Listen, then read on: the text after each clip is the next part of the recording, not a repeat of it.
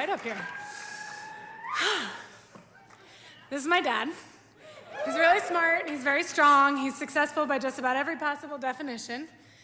He can recite the Budweiser label backwards, one of his proudest accomplishments, and by far the wildest thing I knew about him as a child. In the 80s, he met this lovely woman. They got married, and were on top of the world, as far as I knew, and probably continue to believe. I wasn't there, clearly, until one day, when I was. And he seemed to be pretty stoked about it. Again, I clearly don't remember, but I've never seen him dance like that since, so I think he was pretty happy. And what I didn't know is he was panicked at having bought this house, probably terrified about raising a baby girl, and then along came two more. We would continue to ride on his back like this for, well, still counting.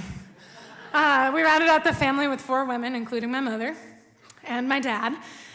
And I learned a lot about learning right away. I learned that I was pretty good at learning. I learned that I loved to learn. I learned that I like to teach. And so these lovely ladies also got to learn a lot of things from me. What I didn't realize is that he was learning too. The 4 of us saw this man in many different lights. One of our favorite names for him was Mr. No Feel. We called him a robot because, relatively speaking, we had a lot of feelings. So I immediately learned I could learn nothing about feelings from him, but he taught me about just about everything else. I think I was teaching him to read in this picture, though, I don't know. He taught me about photosynthesis when I was about 4, and when I was about 10, he taught me about my period. I think my mom still can't believe that he was the one that had that conversation with me, but I'm pretty sure the conversations were exactly the same. So a few years later, I taught him a thing or two about those hormones that he so scientifically described. And continued on through childhood, where I developed an interest in theater, music, other like weird things that were not like square dad territory. I proved every suspicion that I would not be a gifted athlete, nor any kind of like fashionista.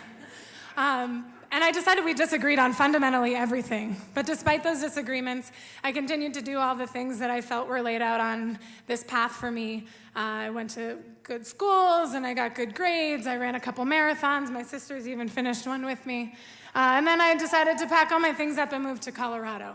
Despite considerations and opportunities to take more traditional jobs on the East Coast, I decided to be a ski bum. Word to the wise, if you want to do that, tell your parents you're going to join the Peace Corps first, and then they're super into it.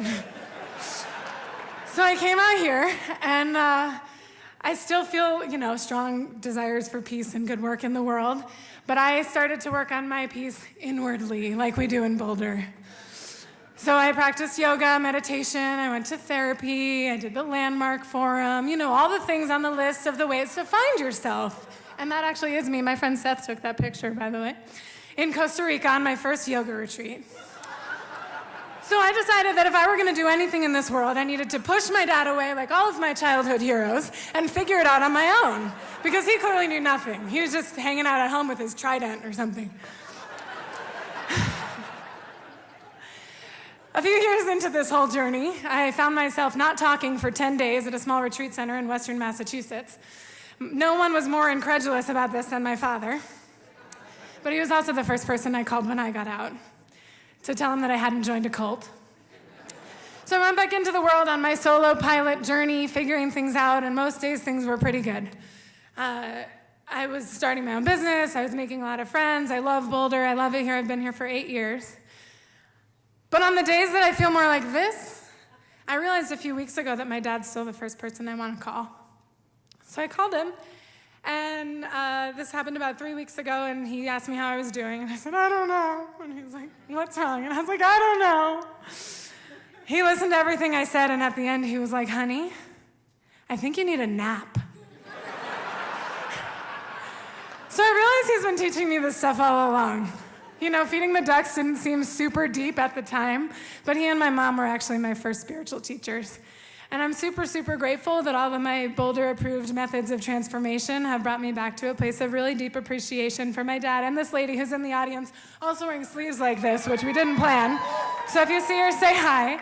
And then whether you're a kid, a dad, a mom, a boss, a neighbor, a friend, maybe all of our most powerful methods of transformation are right in front of us, and we just need someone to see us and tell us when it's time for a nap.